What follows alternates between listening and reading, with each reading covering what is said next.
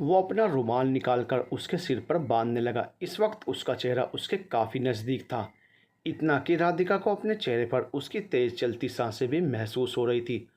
Hospital चलते हैं, उसने कहा। नहीं, मुझे घर जाना है, राधिका खुद को छिपाते हुए बोली। 1 मिनट। साहिल ने अपना कोट उतारकर उसे पहना दिया। इस पर दोनों की पहली बार नज़र टकराई।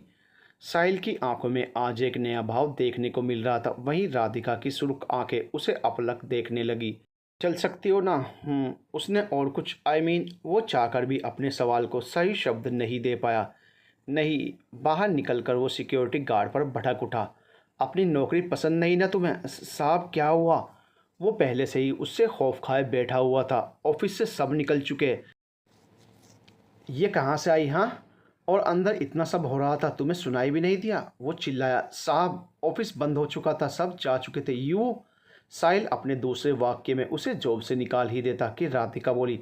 उनकी गलती नहीं है, मैं लेट तक रुकी थी, आपको प्रेजेंटेशन तैयार चाहिए था ना? साहिल का चेहरा नॉर्मल हो गया। वो कार की तरफ बढ़ गया और पीछे गार्ड राधिका से हाथ जोड़े साहिल को कुछ न कहने की विनती करने लगा। वो आगे बढ़कर राधिका के लिए कार का दरवाज़ा खोलकर उसे बैठने को कहने लगा। आप कैब बुक कर दीजिए, मैं खुद चली जाऊंगी। हालत देखिए अपनी, खुद चली जाऊंगी, बैठो चुपचाप। उसके आदेश पर वो चुपचाप बैठ गई। रास्ते भर दोनों ने बात नहीं की, बस साहिल ने घर का रास्ता पूछने के लिए मुंह खोला था, जिस पर राधिका ने हॉस्टल का पता बताया। न जाने के ऊपर वो उसके वहाँ रहने के बारे में जानना चाहता था, पर अभी कुछ नहीं बोला। राधिका साहिल का कोट कस के पकड़े कर बैठी रही। अचानक उसे भरत का किस करना याद आया तो वह खुद का चेहरा देखने की कोशिश में मिरर ढूंढने लगी। उसी वक्त साहिल ने गाड़ी का मिरर उसके सामने घुमा दिया और सामने पड़ा टिश्यू बॉक्स उसके सामने कर दिया। राधिका साहिल के सामने खुद को ऐसे पाकर शर्म से झुकी जा रही थी। उसके बिखरे बाल और फैली लिपस्टिक उसे ये बताने को काफ़ी थे कि वहाँ क्या हुआ था। सोचकर ही उसकी आंखों में नमी उतर आई थी। जाने वो इस वक्त क्या क्या सोच रहा होगा।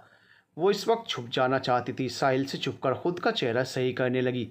साहिल ने नज़र चुराकर उसे देखा। हालात जो भी थे, पर वो इस वक्त भी हद दर्जे की हसीन लग रही थी। ये सोचते हुए भी साहिल को खुद की सोच पर यकीन नहीं आ रहा था। उफ, उसके दिल में ये ख्याल आया ही कैसे? उसने सिर झटका और बाहर देखने लगा। तब तक उसका हॉस्टल आ चुका था। वो अंदर तक उसके साथ नहीं आना चाहती थी, नहीं तो उसके लिए मुश्किल हो जाती। वो बीच में ही बोली, यहीं रोक दीजिए। साहिल ने वहीं ब्रेक लगा दिया। राधिका उसका कोड देने वाली थी कि उसके पहले ही वो बोला, रख लो, ऐसे जाओगी तो। उसने आगे कुछ नहीं कहा, पर वो समझ गई। Thank you so much sir, वो हिम्मत जुटाकर बोली तो वो उसे देखने लगा। ये कहते हुए उसने उसे देखा तक नहीं था। उसने तो कुछ गलत नहीं किया था, फिर भी वो उससे नज़र क्यों चुरा रही थी? उसकी ये बात उसे खली जा रही थी। टेक केयर, उसने जवाब में इतना ही कहा था। वो उतरकर उसके लिए दरवाज़ा खोलने लगा। तभी उसका पाँव अटक गया और वो उसकी मजबूत बाहों में गिर गई। उनकी नज़र एक पल से ज़्यादा टकराई हुई नहीं रह सकती थी। साहिल की कंजी आंखें राधिका की नम आंखों को देखे जा रही थी। उसका हाथ साहिल के चौड़े कंधों पर था और साहिल ने उसे मजबूती से कमर पर हाथ रखे पकड़ा हुआ था। सॉरी सर, वो संभलने लगी और बिना पलटे तेज कदमों से हॉस्टल की तरफ मुड़ गई। उसने साहिल का कोट कसकर पकड़ रखा था। वहीं साहिल के मन में जाने क्या भाव जगा कि वो वहीं पर खड़ा उसे तब तक देखता रहा जब तक वो हॉस्टल के अंदर तक नहीं चली गई। फिर ठंडी सांस लेकर बेमन से गाड़ी में बैठ गया। वैसे तो साहिल हर बार गुस्से में ही रहता था, मगर आज का स्वरूप कुछ अलग सा नजर आ रहा था, जैसे वो कुछ कर गुजरने वाला हो। उसने गाड़ी मल्होत्रा मेंशन ना ले जाकर उससे कुछ ही दूरी पर बने हुए अपने फार्म हाउस में रोक दी। वो बेहद गुस्से से गाड़ी से उतरा और दरवाज़ा खटखटाने में वक्त ज़ाया करने के बजाय खुद के पास पड़ी एक्स्ट्रा की निकालकर खोलने लगा। अंदर जाकर चिल्लाने लगा, भरत, यू ब्लडी, बाहर निकलो। उसे ढूंढते हुए वो हॉल से होता हुआ कमरे तक पहुंच गया। नीरज, वो वॉशरूम में था। उसकी आवाज़ सुनकर जल्दी से बाहर निकल आया। सर, आप यहाँ? क्या हुआ? भरत कहाँ है? वो तो अब तक घर लौटा ही नहीं, किसी फ्रेंड के घर गया होगा। ब्लडी रास्कल, बहाने बना रहा है। एड्रेस दो उसका। हुआ क्या सर? वो उसने साहिल अचानक बोलते बोलते रुक गया। उसे लगा कि वह तो नीरज का भाई है, और अपने भाई के बारे में ऐसी बात कौन सुन सकता है? सुन भी ले तो माने कौन? कुछ नहीं, उसे कुछ कहना मत। वो लौट आए तो मैसेज करना मुझे। वो जाने लगा कि अचानक रुककर बोला, और हाँ, उसे बताना मत कि मैं आया था, कल डायरेक्ट बात होगी उससे। पर सर, पीछे नीरज सारी घटना समझ पाता। उससे पहले साहिल जा चुका था। वह हवा की तरह आया और कोहराम मचाकर सन्नाटे की तरह निकल गया। जाने क्या हुआ होगा, क्या किया होगा भरत ने, जो साहिल सुबह तक का इंतज़ार नहीं कर पाया। वो सोचकर ही परेशान हो गया। साहिल दंदनाता हुआ वापस कार में बैठकर अपने घर के लिए निकल गया। वो मिनट भर में अपने घर जा चुका था। उसे समझ नहीं आ रहा था कि आखिर ये सब क्या हो रहा है। वह इतना बेकाबू कभी नहीं हुआ था। वो मेन गेट से होकर सीधा अपने कमरे में बढ़ गया। फ्रेश होने के लिए जाता उससे पहले उसकी नज़र उसके समान कद वाले आईने पर पड़ी, जिसमें उसने अपनी हालत देखी। उसका ग्रे कलर का टक इन किया शर्ट बाहर निकल चुका था। कोट तो वो पहले ही राधिका को दे चुका था। उसके बाल बिखरे हुए थे और आंखों में बेहिसाब गुस्सा सवार था। ये क्या हो गया है मुझे? इतना रिएक्ट क्यों करने लगा मैं साहिल मल्होत्रा कोई मामूली इंसान नहीं। मैं कैसे उस मामूली लड़की के लिए इतना बेचैन हो गया? वो लड़की राधिका, उसे अचानक राधिका का ख्याल आने लगा। जब वो उसके पास गया था उसे कोट पकड़े याद कर वो गुस्से से भर उठा था। बोलो डैम भरत, बस उसे यही याद था। साहिल ने अपने दिमाग से ये हटाने के लिए शावर लेना बहुत ज़रूरी समझा। वो सीधा वॉशरूम में जाकर शावर के नीचे खड़ा हो गया। अचानक उसे राधिका का गले लगना याद आया तो वह गुस्से से दीवार पर हाथ मारकर बोला, दूर रहो मुझसे, मेरे जहन से बहुत दूर। उसे राधिका की करीबी याद करते ही जाने क्या हो गया था। आज उसे खुद पर गुस्सा आ रहा था। रुमाल बांधते वक्त उसे उसकी नज़दीकी याद करते ही वो आंखें मूंदे खड़ा हो गया। वहीं दूसरी तरफ राधिका आदमी का कोट पहने आई थी। वही सबके लिए कौतूहल का विषय था। ऊपर से उसके चेहरे की हालत कुछ ठीक नहीं थी। वो खुद को छिपते छिपाते सीधा अपने कमरे में चली गई और खुद को बंद कर लिया। ये तो शुक्र था कि कल्पना नीलम को लेकर रोज शाम को वॉक पर जाया करती थी, नहीं तो वह अभी मौजूद होती तो राधिका के सामने सवालों की झड़ी लग जानी थी, जिनके जवाब देने के लिए वो खुद भी अभी तैयार नहीं थी। खाली कमरे को देखकर उसने राहत की सांस ली, जैसे अब वो यहाँ जी भर कर रो सकती है। वो बेड के पास पहुंचने के पहले ही गिर गई थी और घुटनों में अपना सिर टिकाए रोने लगी। उसे बचपन से इसी चीज़ का डर सताता रहता था, क्योंकि वो इस दौर से तब भी गुजर चुकी थी जब वो स्कूल में थी, 9th स्टैंडर्ड में। जब एक क्लासमेट ने उसे छुट्टी टाइम जानबूझकर रोका और उसे अजीब तरह छुआ था। वो तो उसकी बेस्ट फ्रेंड तमन्ना, जो उसके साथ ही जाया करती थी, उसे अपने साथ ना पाकर उसे खोजते हुए लैब तक पहुंच गई। तब उसने ही उसे बचाया था और आज उसे याद आते ही वो सिहर उठी थी। भरत उसे किस तरह से जकड़ रहा था। उसकी पकड़ में उसके इरादों को अच्छी तरह भांप लिया जा सकता था। उसने उसे ज़बरदस्ती किस, उफ, सोचकर ही उसे घिनाने लगी थी। उसे नफरत थी किसी की करीबियत से, इतने करीब कि किसी की सांसें उसे अपने चेहरे पर महसूस होने लगे। आज भरत उसके इतने करीब आया था।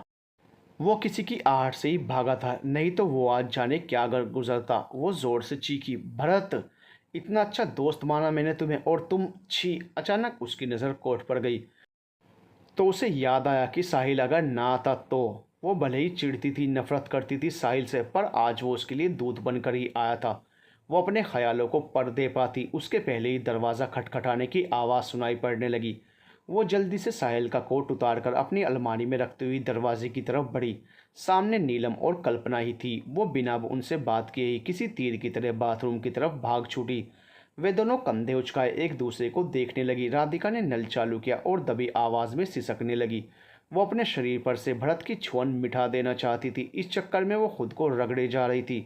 बाहर वे दोनों समझने की कोशिश कर रही थी कि कोई तो बात ज़रूर है।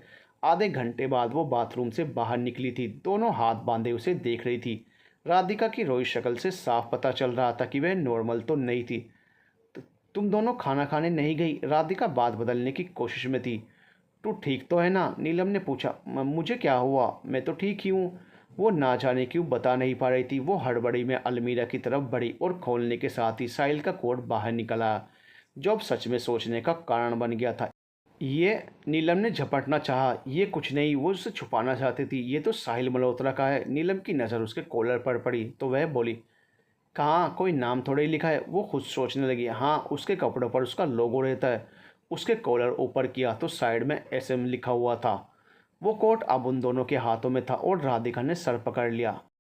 अब क्या नया किया इसने? दोनों एक साथ बोली। राधिका जो भरी हुई थी अब छलकने लगी। उसने उसने मुझे मेरे साथ क्या, मुझे कि किस? राधिका बताती हुई दोनों के गले लग गई। वाट? वो इतना गिरा हुआ निकला कि उसने ज़बरदस्ती? वो बेयकीनी से बोली। फिर ये रूमर्स क्यों फैलाता है कि उसे लड़कियों में इंटरेस्ट नहीं, नफरत है औरतों से? नीलम भी कम नहीं थी। उसने साहिल की हिस्ट्री जान रखी थी। कोई ज़रूरत नहीं है सहने की, होगा रईस ज़्यादा। उसके अगेंस्ट FIR करवाते हैं, चल। कल्पना उसे ले जाते हुए बोली। हाँ, नाम है तो क्या, अपने एम्प्लॉयज़ को जैसे चाहे इस्तेमाल करेगा।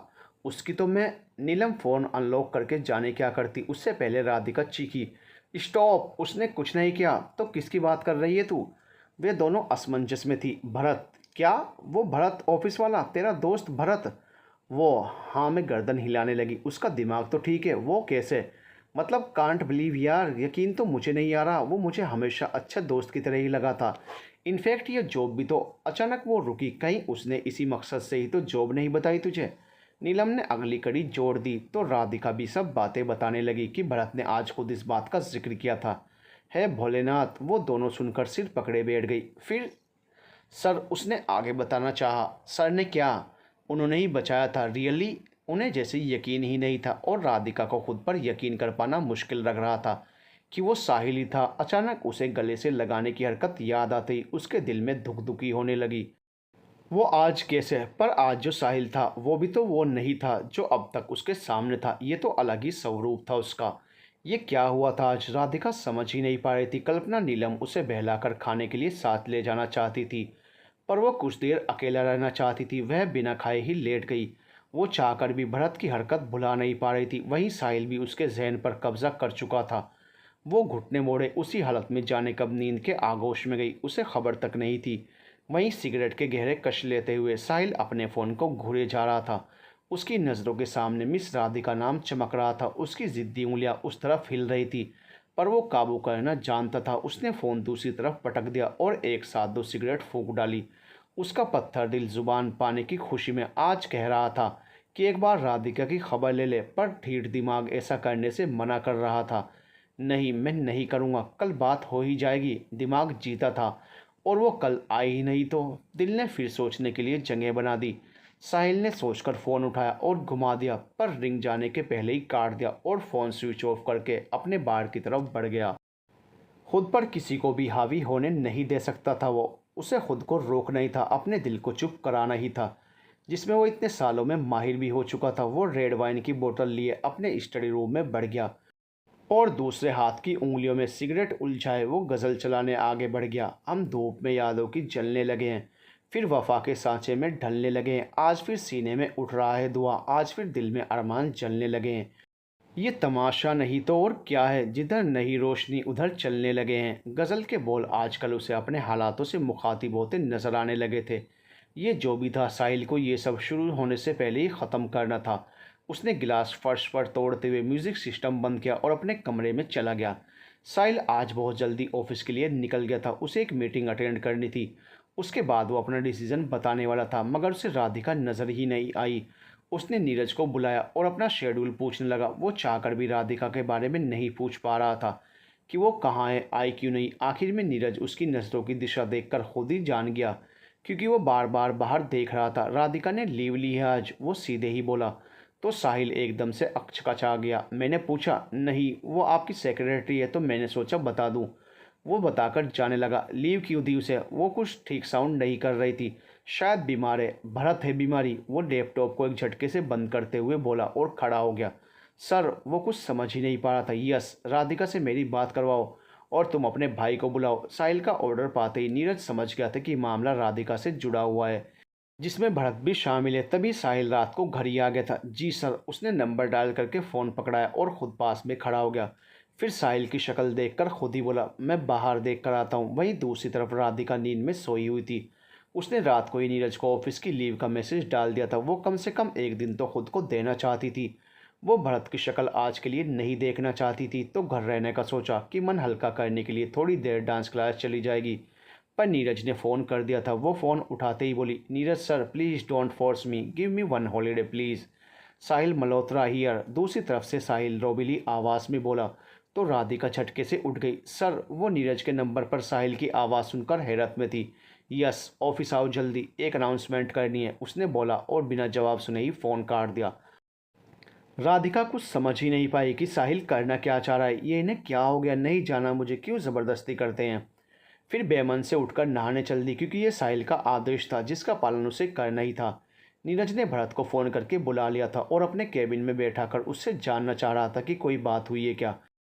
पर भरत अनजान बना रहा। राधिका घंटे भर में ऑफिस पहुंची थी। वो शाम के बाद से डर गई थी। उसे ऑफिस आने में अजीब सा डर लग रहा था। उसने इस इंसिडेंट को स्कूल वाले से मैच कर लिया था, क्योंकि उस रोज़ के बाद भी तो वह हफ्ते भर की छुट्टियां लेकर बैठ गई थी। वो अपने केबिन में जाती उसके पहले साहिल ने उसे अपने केबिन में आने का इशारा कर दिया। राधिका गर्दन झुकाए सामने जा खड़ी हुई। मैं आई। आओ। राधिका को देखते ही जाने कौन सी राहत पहुंच चुकी थी जो साहिल ने कुर्सी पलटकर 2 पल के लिए आंखें मूंद ली थी, फिर खुद को संयत कर बोला, तुम ठीक हो? राधिका उसे देखते रह गई। उसे अपने कानों पर यकीन नहीं आ रहा था कि उसके सामने बैठा वो शख्स वही खूंखार साहिल ही था जो जुबान से जहर उगलता था। आज अचानक मिश्री कैसे घोलने लगा? वो ज़्यादा नहीं बोली और ये साहिल अचानक ही पास आ गया और राधिका के गले में पड़ा स्टाल हटाने के लिए बोला, जैसे रोज़ आती हो वैसे ही रहो, अपने कपड़ों में और लाइफ स्टाइल में चेंजेस मत लाओ, नहीं तो लोग खुद को नहीं तुम्हें गलत ठहराएंगे। दूसरों की गलती को अपनी मानने की कोशिश मत करो। तुमने क्या गलत किया वैसे? साहिल के इतने करीब होने से राधिका बेचैन होने लगी थी। उसका वजूद इतना असरदार था कि महज करीब खड़े होने पर राधिका की हालत ख़राब होने लगी थी। वो अगर नज़र उठाकर उसे देख लेती तो जाने क्या होता। अचानक उसे उसका गले मिलना याद आते ही वो नज़र घुमाकर बोली, ऐसा कुछ नहीं है, वो तो मैं। राधिका हड़बड़ाहट में ये बता ही नहीं पाई कि वो किस डर की वजह से ये स्कार्फ कवर करके नहीं आई थी। चलो मेरे साथ। साहिल ने दूसरा ऑर्डर दिया और राधिका को अपने साथ लेकर हॉल की तरफ बढ़ गया।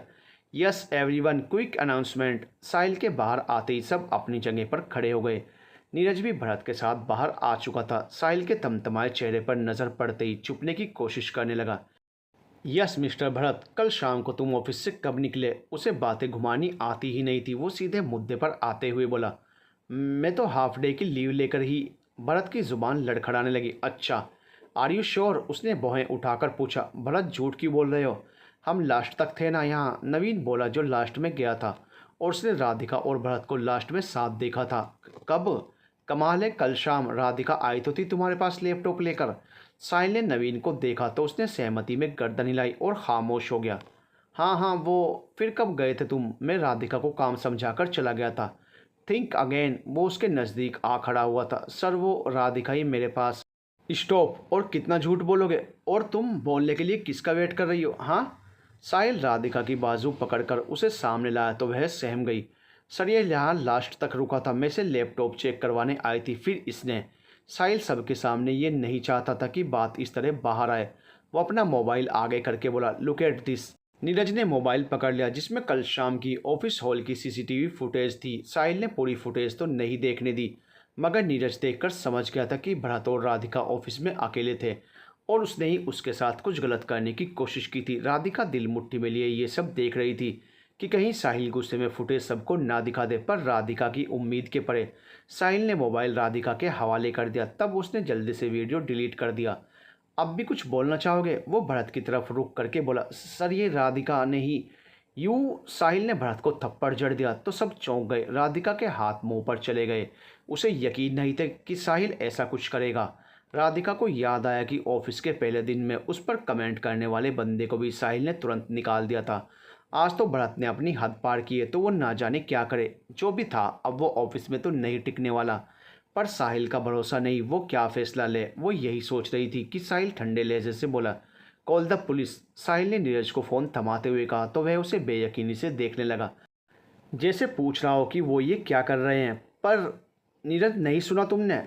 नीरज, कोई भी बात ये प्रूफ नहीं कर देगी कि भरत गलत नहीं है। फुटेज तुमने भी देखी, उसने राधिका के साथ ज़बरदस्ती। साहिल बीच में ही रुक गया था और अब सारे स्टाफ को बात समझ में आई तो सब आपस में खुसुर फुसुर करने लगे, क्योंकि अब तक तो साहिल भरत से ही बात कर रहा था। वो भी इस तरह की बात समझ में ही नहीं आ रही थी। पर अब साफ था, राधिका ने अपनी आंखें मूंद ली। वो नहीं चाहती थी कि बात इतनी बढ़े। हाँ, भरत पर उसे हद से ज़्यादा गुस्सा आया हुआ था, मगर साहिल का पुलिस बुलाना उसे ठीक नहीं लगा। वो इन सब मसलों से दूर ही रहना चाहती थी। यस, कॉल करो, मेरा नाम लेना एंड चार्जेस मैं बताऊंगा। साहिल बोले जा रहा था और नीरज के हाथ कांपने लगे। वो खुद अपने भाई को पुलिस में कैसे? राधिका अब बोल पड़ी, मुझे कोई केस नहीं करना है। Are you mad? वो उसकी तरफ मुड़ा। उसे उसकी बेवकूफ़ी पर गुस्सा और आश्चर्य दोनों था। सर, आई नो भरत इतना गलत है, पर सॉरी, मुझे इन सब में पड़ना ही नहीं है। इसके अदरवाइज़ आप जो डिसीज़न लें आई एक्सेप्ट। वो बात ख़त्म करते हुए बोली तो नीरज के चेहरे पर राहत की लकीरें आ गई, क्योंकि जैसा भी हो भरत भाई था उसका। पर भरत अब भी तेवर में था। You are fired. साहिल, कम से कम मैं और ज़्यादा से ज़्यादा यही कर सकता था। उसके कहने के साथ ही सन्नाटा छा गया। I said out. भरत को देखकर वो ज़ोर से गरजा तो हर कोई सहम गया। भरत अपनी जलती निगाहें राधिका पर छोड़ते हुए दरवाजे की तरफ मुड़ गया। सभी अपने डेस्क की तरफ बढ़ते। उससे पहले साहिल गुर्राया, मेरी बात यहीं ख़त्म नहीं होती। मैंने पहले भी कहा था, मुझे मेरे ऑफिस में ऐसा माहौल बिल्कुल नहीं चाहिए। तुम लोग यहाँ काम करने आते हो, आपस में बॉन्डिंग बनाओ, दोस्त बनाओ, have fun, very nice. But ऐसी हरकतें मुझे सख्त नापसंद है। ऐसी चीप हरकतें करके अपना घंटिया इंट्रोडक्शन देते हो आप। Now this is my final warning to all of you. अपने काम से काम रखो वरना जा सकते हो, मुझे स्टाफ की कमी नहीं है। साहिल बेहद गुस्से में था। वो अपना फाइनल डिसीजन बताते हुए अपने कैबिन में घुस गया और सभी उसे जाते देखते रहे। अब किसी में ये हिम्मत भी नहीं थी कि राधिका को लेके कोई अपनी राय दे या उस पर कोई तंज कसे, क्योंकि सब साहिल के गुस्से के बाद के रूप से वाकिफ थे। सब अपने अपने काम में लग गए थे। अब कोई भी ज़रा सी भी गलती करके अपनी नौकरी नहीं खोना चाहता था। वे सब अपनी अपकमिंग प्रोजेक्ट की तैयारियों में जुट गए। राधिका चुपचाप खड़ी सब देखती रह गई। उसे समझ नहीं आ रहा था कि इस आधे घंटे में क्या क्या हो गया था, पर वो इतना जान गई थी कि साहिल ने उसके लिए आज बहुत स्टैंड लिया था, जिसकी वो हमेशा आभारी रहेगी। कम से कम उसकी नज़र में खौफनाक साहिल की छवि अब धूमिल हो सकती थी। वो गहरी सांस लेकर साहिल के केबिन की तरफ बढ़ी।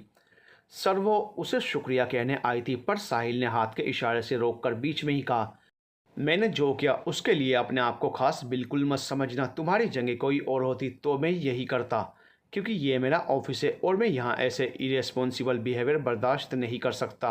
वो अपने रोब में लौट आया था। राधिका लाख कोशिश कर ले पर उसके अंदाज से नज़र नहीं फेर सकती थी। उसमें एक चुंबकीय आकर्षण था, एक खिंचाव था। उसने अब गौर किया कि वो जब भी ऐसी सख्त बातें करता तो उसकी आंखें झुकी होती थी। राधिका जानना चाहती थी कि सख्ती के पीछे आखिर वजह क्या है, पर साहिल अपने ऊपर किसी की नज़र ज़्यादा देर रहने भी कहाँ देता था। उसने तुरंत उसे किसी आगामी मीटिंग का बहाना देकर उलझा दिया और काम पर लगा दिया, क्योंकि साहिल पिछली रात से ही हरकत में आ चुका था कि ये सब किसी चीज़ के होने की आहट है और वो इन सब से कोसों दूर रहना चाहता था। हाँ, वो सख्त था, उसे हर कोई पिघला नहीं सकता था, पर कल अचानक राधिका के लिए उसकी फिक्र ने यह बयान कर दिया था कि उसकी सख्ती राधिका के लिए नरमी में बदलने को आतुर थी, जिसे वो हर हाल में दबा देना चाहता था, जो उसके लिए बिल्कुल मुश्किल नहीं था। राधिका शाम को निकलती उससे पहले उसकी नज़र नीरज पर पड़ी, जो अपनी डेस्क पर सिर झुकाए बैठा था। उसे अचानक साहिल की बात याद आई, जो उसने नीरज को बुलाकर अपने केबिन में कही थी, शुक्र है ये तुम्हारा भाई है और तुम मेरे लिए महत्व रखते हो, नहीं तो। वो नीरज के केबिन में जाकर बोली, मैं आई कम इन सर, कुछ देर के लिए मुझे अकेला। वो सिर झुकाए बैठा था, पर जैसे ही सिर उठाकर देखता है, राधिका को देखकर खड़ा हो गया। उसके सामने अब भी सीसीटीवी फुटेज चल रही थी और वो अब भी बेयकीनी में था कि भरत ने कैसे इसके साथ। वो उठा और उसे अंदर आने की इजाज़त दी। आओ ना please sir, I am sorry, वो मुझे पता नहीं था कि भरत आपका भाई। राधिका बात की शुरुआत करती हुई बोली, कैसी बात कर रही हो तुम? माफ़ी तो मुझे मांगनी चाहिए भरत के बिहाफ में। उसने शर्मिंदा कर दिया आज मुझे। नीरज सर झुकाए बोला, नीरज सर नहीं राधिका, भरत ने जो किया उसके लिए बॉस अगर उसे थप्पड़ चढ़ा भी तो वो कम ही था। फिर तुमने भी तो पुलिस केस फाइल ना करके उसे बख्श ही दिया। बट बिलीव मी, उसने आज तक मुझसे तुम्हारे बारे में कोई बात की ही नहीं। जानते हो, यहाँ सेक्रेटरी की जॉब के लिए उसने तुम्हारा नाम भी एक अच्छी दोस्त बताकर सुझाया था, पर उसके दिल में ये गंध कब भर गई मैं उसके साथ रहकर भी नहीं जान पाया। सर, उसने पहले भी वाट तुम्हें उसी वक्त बताना था, शायद उसकी हिम्मत ना बढ़ती। नहीं sir, it's okay. Sahil sir वक्त पर आ गए थे। ये कहते हुए उसके चेहरे पर अलग ही संतुष्टि थी, जैसे ये बात वो अपने पूरे मन से कह रही हो। नीरज की पारखी नज़रों से ये भाव छिप नहीं पाया था। मैं कहता था ना सर। नीरज अपनी बात पूरी करता उससे पहले साहिल ने उसे बुलवा लिया था। उसे एक क्लाइंट के साथ मीटिंग के लिए निकलना था। राधिका ऑफिस से सीधे हॉस्पिटल के लिए निकल गई थी। उसे नीलम के डेली चेकअप के लिए ले जाना था। वो चाहकर भी नीरज को साथ चलने को नहीं कह पाई, क्योंकि भरत ने पूरा दिन ही बिगाड़ दिया था। नहीं तो नीरज कभी मना नहीं करता, उसे नीलम पसंद थी। ये बात राधिका समझने लगी थी। खैर, जो भी हो, वो कैब लेकर निकल गई। साहिल को घर छोड़ने के बाद नीरज फार्म हाउस गया था। उसे मालूम था कि भरत वहीं होगा। उसे उसके हिस्से की बातें सुनानी अब भी बाकी रह गई थी। भरत रुको। नीरज को देखकर भरत मुंह बिचकाते हुए वहां से जाने वाला था, पर नीरज ने रोक लिया और उसके पास जाकर बोला, बस आपकी ही कमी रह गई थी, आप भी कसर पूरी कर ही लीजिए ना। वो भड़क उठा, Bharat don't give me that grape. Neeraj गुस्से में था। हाँ तो और क्या करूँ, मैंने किया ही क्या जो वो अकड़ू बॉस ने मुझे। भरत, कितनी बार बोलूँ, साहिल सर का नाम रेस्पेक्ट से लिया करो। ये छोड़ो। वो अपना सिर पकड़कर बोला, मुझे यकीन नहीं आ रहा तुमने राधिका के साथ। तुम इतनी चीप हरकत कैसे? तो क्या हुआ यार, कितना बढ़ाओगे बात को? राधिका ना हो गई जैसे क्या हो गई? आई लाइक हर, इसमें क्या गलत है? उसमें अपनी गलती का पछतावा अब भी नहीं था। स्टॉप इट, इतनी घटिया सी फीलिंग को पसंद का नाम मत दो। पसंद थोपी नहीं जाती, बाइज्जत इजहार करके बताई जाती है, इजाज़त मांगी जाती है। ओ प्लीज़, ऐसी बकवास मुझसे नहीं होती। एटीट्यूड देखा आपने उस लड़की का? वो बॉस आ गया नहीं, मन तो किया था कि उसकी अकड़। भरत, नीरज ने उसकी बात खत्म होने से पहले ही उसे थप्पड़ रसीद दिया था। हिम्मत भी मत करना आगे बोलने की। यार, एक लड़की के बारे में बात कर रहा है तू, छी शर्म नहीं आती तुम्हें? मौसी की परवरिश पर सवाल मत उठवा। वो उसकी टी शर्ट का कॉलर पकड़कर बोला, मुझे देख, जिसे पसंद करता हूँ उससे कभी सुकून से बैठकर बात करना तो दूर, उसे ध्यान से देखा तक नहीं। और तू पागल, अपनी बदतमीजी में आकर राधिका जैसी लॉयल दोस्त खो दी तूने। आज इतनी तरफदारी क्यों करते हो उसकी? कहीं आप खुद भी तो उसे। वो बेशर्मी से बोला, इनफ, तुमसे बात करना ही बेकार है। तू कल सुबह ही मौसी के पास वापस जाएगा। वो गुस्से में बोला और फ़ोन करते हुए चला गया। पीछे भरत अपनी नफरत को कम करने के लिए पास ही पड़े वॉच को उठाकर जोर से दीवार पर मारकर चीखा, राधिका, बहुत भारी पड़ेगी तुम्हें ये गलती। राधिका घर लौट आई थी। आज उसे अपने आप को स्पेशल महसूस हुआ था, जैसे साहिल ने उसके लिए क्या किया है। उसकी नज़र में शायद वो अहम होने लगी थी। राधिका यही सोच लिए आज का पूरा दिन साहिल को देख रही थी, केबिन में स्कार्फ के बारे में बताने के लिए। जब वो उसके करीब आया था उसे लगा मानो वो बर्फ़ बन गई है। साहिल को दूर से देखना भी बहुत था, फिर अपने आसपास रहने देना तो और भी बड़ी बात थी। फिर जब सबके सामने उसने भरत को ऑफिस से निकाला था, जिससे एक सुकून सा उतर आया था। हाँ, उसने बाद में ये भी जता दिया था कि वो आम ही है उसके लिए। तुम्हारी जगह कोई और भी होती तो मेरा यही एक्शन होता। साहिल की बात उसे याद आई तो वह जैसे ज़मीन पर उतर आई। पर जो भी था उसे स्पेशल फील हुआ था, जो यूं ही तो बिल्कुल नहीं था। वो जब याद करती है तो उसे एक मदहोशी सी छाने लगती। उसका ड्रेसिंग सेंस कमाल का था। आज भी वो वाइन कलर के सूट में दिलकश लग रहा था। उसका हर अंदाज दिलफरेब भी था। जाने राधिका इतने वक्त तक कैसे उससे नज़रअंदाज या नफरत की भावना लिए उसे देखती थी। अब अचानक से सब बदला सा नजर आने लगा था, जैसे सब कुछ ठीक हो गया हो। उसे जब अनजाने में गले लगाया था तब भी महफूजियत का ख्याल आया कि हाँ, अब वो महफूज है। जाने कौन सी सुरक्षा मिल गई थी उसे उसकी बाहों में। नीलम उसके बगल में बैठी बहुत देर तक उसे देख रही थी कि वो अब तो कुछ बोले, पर राधिका जाने कौन से ख्यालों में खोई बस मुस्कुरा रही थी। आज काफ़ी वक्त बाद उसने उसे स्माइल करते देखा था। वो उसे परेशान नहीं करना चाहती थी, पर तभी कल्पना टपक पड़ी। ओहो मैडम, किसके ख्यालों में खोई हुई हो? राधिका एकदम से सकपका गई और उठती हुई बोली, मैं कहाँ, कुछ भी तो नहीं। तो मुस्कुरा क्यों रही थी? तू इसे छोड़ना, तेरा बता कहाँ थी अब तक, इतना लेट कैसे आई? नीलम बोली, कल हम सब एक बहुत बड़ा इवेंट करने जा रहे हैं जिसका नाम है बिजनेस टाइकून का इंटरव्यू। अच्छा, तो तू जर्नलिस्ट हो गई? वो चुटकी लेते हुए बोली, नहीं ना, मेरा फ्रेंड है ना भाविक, वो है न्यूज़ रिपोर्टर, तो उसने कोई इवेंट प्लान के लिए मेरा नाम बताया जिसमें वो रिपोर्टिंग करेगा और मैं बाकी के फंक्शन को मैनेज करूँगी। ओ, साहिल मल्होत्रा का नाम है उसमें? नीलम उचक कर बोली तो राधिका के मन में धुकधुकी लग गई। उसका भी यही सवाल होना था जैसे। ऑफ कोर्स यार, बिजनेस टाइकून है बंदा, वो तो आएगा ही ना। अच्छा, मेरा तो डन है, फिर चलना। नीलम आराम से बैठते हुए बोली, ज़्यादा मत सोच, वो आएगा नहीं। कल्पना नॉर्मल होकर बोली, क्यों नहीं आएगा? अब की बार दोनों साथ में बोली। कल्पना राधिका को घूरने लगी। क्योंकि पता नहीं, बट सुनने में आया है कि वो ऐसे ही किसी नॉर्मल फंक्शन में नहीं आता। क्यों? ऐसा क्या है उसमें? उसका तो भगवान ही जाने। कल्पना पीछा छुड़ाते हुए बोली और वॉशरूम में घुस गई। राधिका सोच में पड़ गई और नीलम ये सब गौर किए जा रही थी। उधर बाहर लॉन में बैठा साहिल कॉन्फ्रेंस कॉल पर कोई मीटिंग डिस्कस कर रहा था। तभी नीरज अपने साथ कोई क्लाइंट लेकर आता दिखा। उसके साथ कोई और एक बंदा भी था। हेलो मिस्टर मल्होत्रा, वो हाथ बढ़ाते हुए बोला तो साहिल ने फ़ोन रखते हुए उसकी तरफ रुख किया। हेलो सर, ये भाविक है, मुंबई न्यूज़ चैनल का रिपोर्टर। वो उसे इंट्रोड्यूस करवाता हुआ बोला। बदले में साहिल ने उसे एक नज़र देखा और फिर कॉफ़ी पीने लगा। कैसे आना हुआ? सर, मेरे साथ ही कुलीग ने एक प्रोग्राम होस्ट किया है, बिजनेस टाइकून से बातचीत। Okay sir, believe me this program, मुझे मालूम है इसकी शोभा मेरे आने से ही बढ़ेगी। साहिल उसकी बात ख़त्म होने से पहले ही बोला, जी बिल्कुल सर। उसने हामी भरी, बट मुझे कोई इंटरेस्ट नहीं है इसमें। वो उठकर जाने वाला था, पर सर, हमारा अपकमिंग प्रोजेक्ट आप यहाँ बताकर लाइमलाइट में आ सकेंगे। तब तक नीरज उसके पास आकर धीरे से बोला, डू यू थिंक मुझे? यस आई नो, आपको फेमस होने के लिए इन सब की ज़रूरत नहीं, वो उसे जानता था। बट सर मीडिया बेस्ट जरिया है इंटरेक्ट करने का।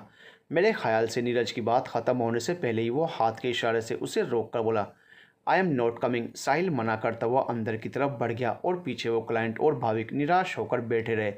पर उनके जाने से पहले नीरज ने उन्हें ये यकीन दिला दिया था कि साहिल ये फंक्शन ज़रूर अटेंड करेगा। उनके जाने पर नीरज के लिए सोचने की बात यही थी कि वो साहिल को कन्वेंस करेगा तो कैसे। उसके दिमाग में राधिका का नाम आया। उसने उससे कल बात करने का सोचकर मुश्किल का हल निकाला। यस बेबी कम हियर, साहिल ने हाथ फैलाते हुए कहा।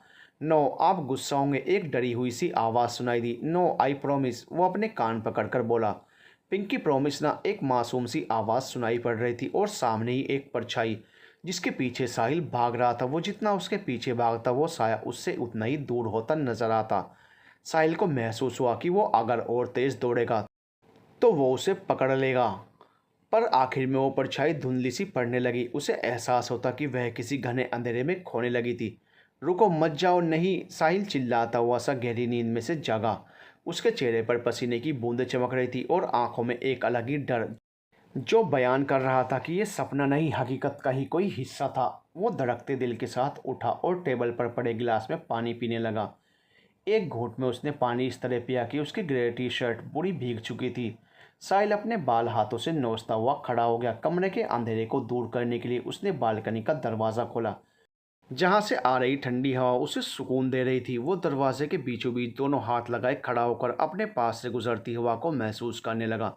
शांत हवाओं का झोंका उसके बालों को सहला रहा था। अब उसे कुछ ठीक लगा तो उसने घड़ी की तरफ देखा जो सुबह के 4 बजा रही थी। नींद उसकी आंखों से कोसों दूर जा चुकी थी।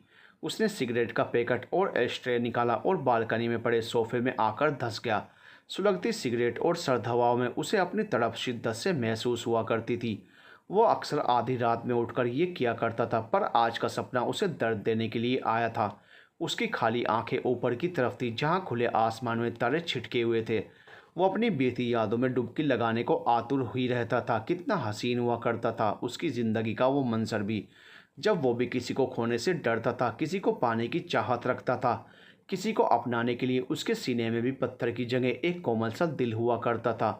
वो भी किसी रोज़ मुस्कुराया करता था। हाँ, इस बात पर बहुत से लोगों को यकीन कर पाना मुश्किल होता था कि साहिल और मुस्कुराना दोनों अलग अलग बात हैं, या शायद झूठी अफवाह। पर यह सब भी एक वक्त में सच हुआ करता था। उसे अब याद भी नहीं कि वो कब मुस्कुराया था। नहीं, वो अभी तो हंसा था जब उसे सपने में अपने दिल के अनमोल हिस्से के साथ गुजारे पल याद आए थे। पर अब जब वो याद कर ले तो उसकी मुस्कुराती आंखें भी नम सी होने लगती, क्योंकि वो हंसना लगभग भूल चुका था। उसने गहरे कश के साथ लंबी सांस ली। उसकी सबसे बड़ी उलझन भी तो यही थी कि वो किसी को याद भी करे तो खुद से भी उसका जिक्र नहीं कर सकता था। उसका दिल ये इजाज़त कहाँ देता था। फिर भी वो सिर टिकाए बड़बड़ाए जा रहा था। आखिर क्यों किया उसने मेरे साथ ऐसा? क्या हासिल हुआ उसे मुझसे? मेरी ज़िंदगी छीन कर ये पैकेट की आखिरी सिगरेट थी जो उसकी उंगलियों में उलझी हुई रह गई थी। और वो सोचता हुआ फिर से नींद के आगोश में चला गया। अगली सुबह सुबह नीरज के फ़ोन से ही वो हरकत में आया था। खुद पर सूरज की तीखी रोशनी पड़ने से उसे रात वाला वाक़या याद आया। वो उठा और नीरज को कॉल रिजेक्ट करता हुआ फ्रेश होने के लिए चला गया। नीरज को मालूम था कि साहिल के आंसर करने का यही तरीका था। वो कार लेकर उसके घर के सामने खड़ा था। आज साहिल लेट था। कुछ ही देर में वो तैयार होकर नीचे आ चुका था। सर्वेंट स्टाफ उसके लिए नाश्ता लगाए उसका इंतज़ार कर रहे थे, पर साहिल प्रोटीन शेक उठाकर यूं ही चला गया। दरवाजे पर पहुंचने पर डिजिटल लॉक खुल चुका था। वो ब्राउन सनग्लासेस लगाए हाथ हिलाता बाहर निकल गया, जिसका मतलब ये था कि उसे नाश्ता नहीं करना और बाकी सब अपने अपने क्वार्टर में वापस जा सकते हैं। उसकी कोड लैंग्वेज सबको समझ आने लगी थी। गार्ड ने उसके लिए कार का दरवाज़ा खोला और उसे सलाम करता हुआ सीधा खड़ा हो गया। साहिल किसी से फ़ोन पर बात करते हुए नीरज को कार आगे बढ़ाने के निर्देश देने लगा। या okay then yes, have a great day. उसने फ़ोन रखा और चश्मा उतारता हुआ बोला, यस, यहाँ से स्ट्रेट लेना, मुझे कंस्ट्रक्शन साइट पर जाना है। पर वहाँ नीरज ने टोका, एनी प्रॉब्लम? वो आईब्रो चढ़ाकर बोला, नो। वो चुपचाप गाड़ी चला रहा था। उसकी ऑडी कार बड़ी सी बिल्डिंग के सामने आकर रुकी, जिसे देखकर साहिल की आंखों में अपनी मेहनत की चमक लौट आती। कितनी शिद्दत से तैयार किया था उसने इस प्रोजेक्ट को। वो अब शुरू होने वाला था। एक अलग ही फ़ख्र दिख रहा था उसमें। वो सुकून की सांस लेकर गाड़ी से उतरा और पॉकेट में हाथ डाले सब देखने लगा। उसकी नज़र जैसे ही कोने पर पड़ी वो चश्मा उतार कर उसे देखने लगा। उसे लाइट ग्रीन कलर के प्लाजो ड्रेस में राधिका नज़र आ रही थी। जो अपने खुले बालों को हवाओं से समेटने की जद्दोजहद कर रही थी। साइट ऊंची और हवादार जगह पर थी, जिससे तेज हवा में वो अस्त व्यस्त होती दिख रही थी। साहिल ने मुड़ते हुए नीरज से पूछा, ये लड़की यहाँ क्या कर रही है? सर, प्रोजेक्ट हेड बनाया था ना आपने, तो इसका मतलब हेड से पहले भी पहुँचेगी वो? उसने तंज कसा। नहीं सर, उसे इतनी अहम मत बनाओ नीरज, मैं बार बार ये नहीं कहना चाहता। सर, उसे साइड देखनी थी और आप लेट थे तो वो आकांक्षा के साथ आ गई। मुझसे पूछे बिना मेरे ऑफिस में आज तक हवा का झोंका तक नहीं आया। और ये लड़की, इसे अपनी हद याद दिलाओ, अदरवाइज। वो एकदम आगे बढ़ता उसके पहले ही नीरज सॉरी कहकर अंदर चला गया। साहिल के कदमों की आहट राधिका के कानों में पड़ी तो वह बिना मुड़े ही खड़ी रही, जैसे उसे पता ही नहीं कि आसपास कोई आया है। जबकि आकांक्षा साहिल को विश करके चली गई। मेरी परमिशन के बिना तुम यहाँ नहीं आओगी, वो उसके पास खड़ा होकर बोला, तो राधिका उसे देखने के लिए मुड़ी। वो उसके ठीक पीछे ही खड़ा था, चेहरा बिल्कुल निर्विकार। वो सामने देख रहा था। उसकी सुर्ख आंखें बता रही थी कि वो रात भर सोया नहीं था। राधिका जब भी साहिल को पास से देखती उसे टीस महसूस होती कि काश वो उसके बारे में कुछ जान पाती। वो उसके लिए पहेली था, एक अनसुलझी और खूबसूरत पहेली जिसे सुलझाने के लिए वो आतुर बैठी थी। पर साहिल हमेशा शांत तूफान की तरह खामोशी ओढ़े बैठा रहता था। तुम अभी आकांक्षा के साथ जा रही हो? वो ऑर्डर देते हुए बढ़ा तो वह तुनक कर बोली, मैं नहीं जाऊंगी। तुम्हें हर चीज़ दो बार बोलकर क्यों समझानी पड़ती है? उसने एक कदम उसकी तरफ बढ़ाया। मुझे रुकना है यहाँ। वो मजबूत खड़ी रही। मैंने कहा ना तुम जाओगी। मैं चुप। साहिल तेजी से पलटकर बोला। उसकी उंगली राधिका के होंठों से छूती हुई रह गई। वो जस्ट उसके पीछे पीछे आती हुई बोले जा रही थी और अचानक साहिल पलट गया। राधिका की सांस ही चढ़ गई। वहीं साहिल को उस पर बिना कुछ किए ही गुस्सा आने लगा। तुम मेरे सामने मत रहा करो। तो कौन से ग्रह पर जाऊं मैं? वो आंखें सिकोड़ती हुई बोली, जाओ जहाँ जाना है, बस मेरे सामने मत आया करो। राधिका कमर पर हाथ रखे उसे घूरे जा रही थी। तभी तेज हवा में उसका दुपट्टा उड़कर साहिल के चेहरे पर जा ठहरा। ये देखकर राधिका तो बर्फ हो गई थी। I just hate this nonsense. Sahil झुंझलाकर दुपट्टे को पकड़ता। उससे पहले राधिका ने अपना हाथ बढ़ा लिया। दोनों की उंगलियां एक दूसरे से टच होते ही एक अलग ही एहसास होने लगा। राधिका की नज़र झुकी हुई थी, पर साहिल ने उसे देखा। वो सहमी हुई सी थी। वो ये तो समझ गया था कि वो किसी की भी छुअन से घबरा जाया करती थी। ये उसने हाल ही में देखा था, जब भरत के साथ शाम को वह ऑफिस में अकेली थी। साहिल के सामने आते ही किस तरीके से गले लगी थी। वो भी उसके बारे में कुछ जानना चाहता था कि वो कभी इतनी कॉन्फिडेंट तो कभी एकदम डल कैसे हो जाती है।